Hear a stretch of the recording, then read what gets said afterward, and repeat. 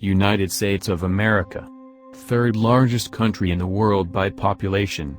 It is the world's greatest economic power measured in terms of GDP. But sometimes, things turns out the way, even greatest economic powers laid down their arms and found struggling. Yes, I am talking about coronavirus in USA. Now, the question that comes to our mind is, how, and when does it begin in USA? A new infectious disease, caused by severe acute respiratory syndrome, coronavirus, was first confirmed to have spread to the United States, in January 2020.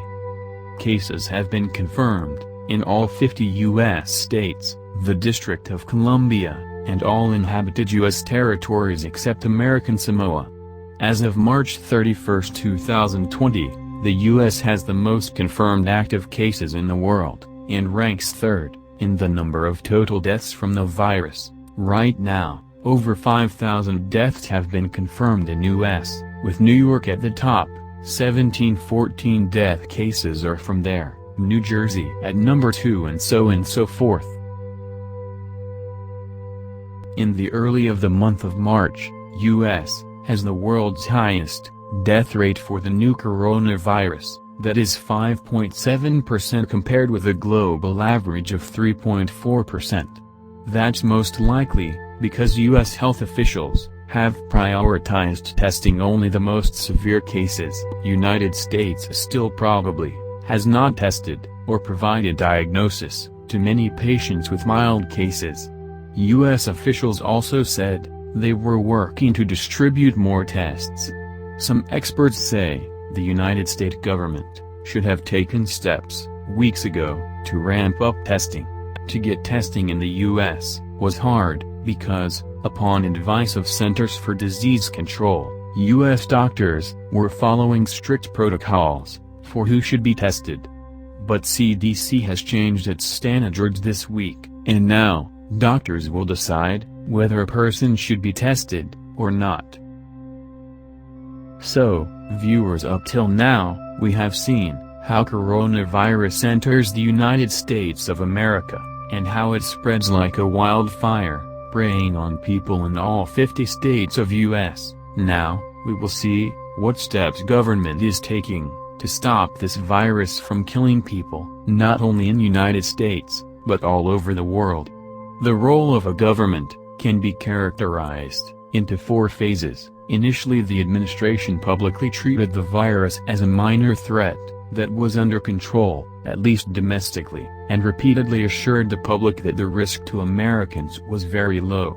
On January 17, CDC started screening our 3 airports, but, by then, virus has already spread.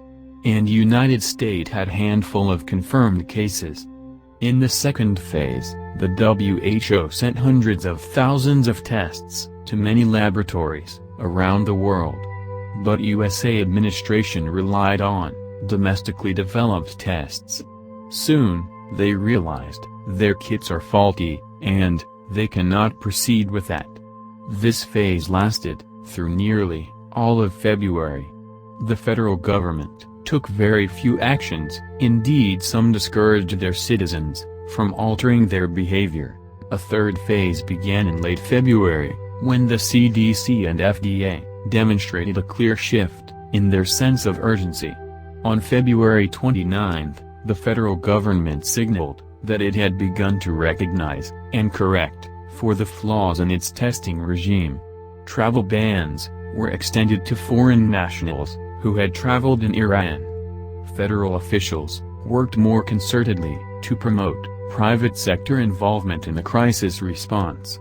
Although testing was finally expanding, during this phase, availability was still severely limited, in spite of administration insistence of adequacy. The fourth phase, dating from President Trump's nationally televised address on March 11 and his March 13 declaration of a national emergency, finally saw the federal government fully engage in its efforts to hasten mass testing, improve the availability of medical supplies, and encourage all Americans to radically alter their behavior in order to arrest the spread of the virus. Travel restrictions accelerated. Various emergency powers were activated. Commercial tests were approved, and mass testing becomes reality. So, viewers, we have just seen the 4 phases that United States has experienced, and still going through it. Our discussion leads us to very important question, that is, will America be able to control this virus which is growing at a very fast pace? The country is already on number 1, with the most cases in the world. Does the government be able to save the lives of people? To me, I think this is the time. American government has to take some very serious steps, because it's already too late, and the number of cases in all 50 states are growing exponentially. And most importantly, we can always hope for a better future. So, that concludes our today's video. In the end, I leave you guys with this message: please stay at your home with your family, please keep calm and carry on. Every little thing will going to be alright, if not today then hopefully soon. Thank you so much. Stay home, stay safe, and save lives.